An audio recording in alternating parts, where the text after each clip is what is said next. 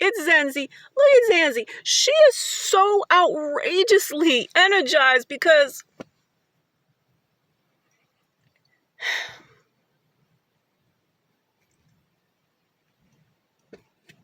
I see where Einstein got it all wrong. Who says so? Whom am I about to quote from? Nikola Tesla. I don't know. I don't even know. We know where were we? 1891, 1892. What's wrong with y'all? How long ago that been? But you don't understand. I know, Zanzi. I know. Nobody's out there, honey. Please come let me work. I'm reciting.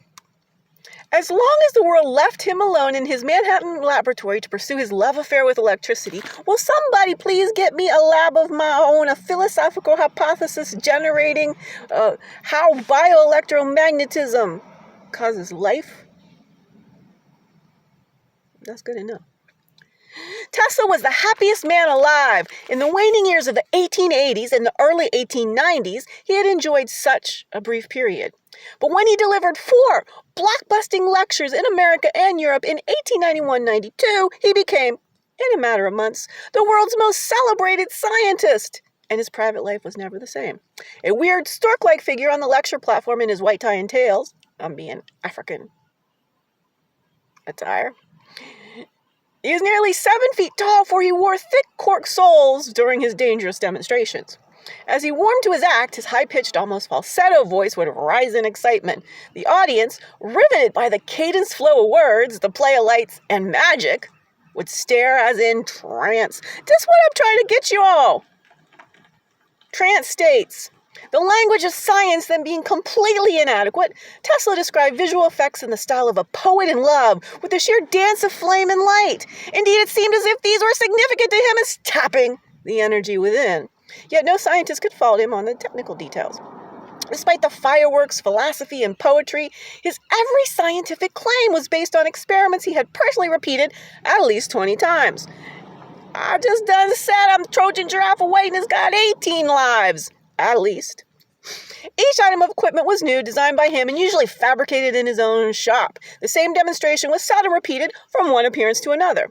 As the inadequacy of the scientific terminology of his day, the luminous, feathery discharge of electricity in a vacuum tube that he referred to in his lectures as a brush was in fact a beam of electrons and ionized gas molecules. He did not say, now I should describe the cyclotron, for the word was non-existent. But what he would describe and what he would demonstrate was thought by some who were knowledgeable to have been an early ancestor of the atom smasher. Nor did he say, now I should describe the point electron microscope. Now I should describe cosmic rays. Now I should describe the radio vacuum tube. Now I should describe X-ray. When he described vacuum bulb, which turned out to be the forerunner of the audion, radio was called wireless, and wireless was scarcely in its infancy. When he described blurred photographic plates in his laboratory in visible and invisible light, not even Roentgen knew what X-rays were or might be used for. And when Tesla created a flame that he described as burning without consuming material or even a chemical reaction, he was probably venturing into plasma physics. Here's where the real quotes come in. That's where we had to go so far. Phenomena upon which we used to look as wonders baffling explanation, we now see in a different light, he told the American Institute of Electrical Engineers. The spark of an induction coil, the glow of an incandescent lamp, the manifestations of the mechanical forces of currents and magnets are no longer beyond our grasp. Instead of the incomprehensible as before, their observations suggest now in our minds a simple mechanism, and although as to its precise nature all is still conjecture, yet we know that the truth cannot be much longer hidden, and instinctively we feel that the understanding is dawning upon us. We still admire these beautiful phenomena, these strange forces, but we are helpless no longer. He spoke of the mysterious fascination of electricity and magnetism. Quote, with their seemingly dual character unique among the forces in nature, with their phenomena of attractions, repulsions, and rotations, their strange manifestations of mysterious agents that stimulate and excite the mind. And how to explain them? I'm going to go slow so you can keep up with me.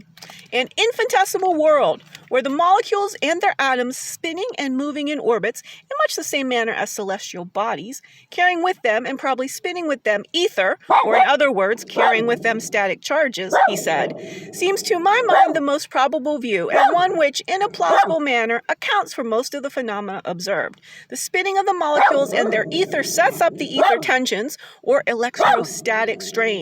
The equalization of ether tension sets up other motions or electrical currents, and the orbital movements produce the effect of electro and permanent magnetism. I don't understand why we can't have any peace, but we don't have any peace.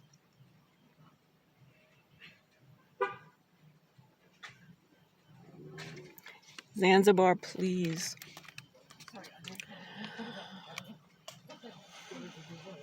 It had only been 3 years since speaking before this same professional group he had induced the power system that was to revolutionize industry and bring light to even the most remote homes. Now he described his research into the very nature of electricity by way of light and luminous effects, holding his audience in thrall, where DF is my audience. Are there no humans on this planet with the capacity to join with me as I #BreakingBrilliant? Harmony.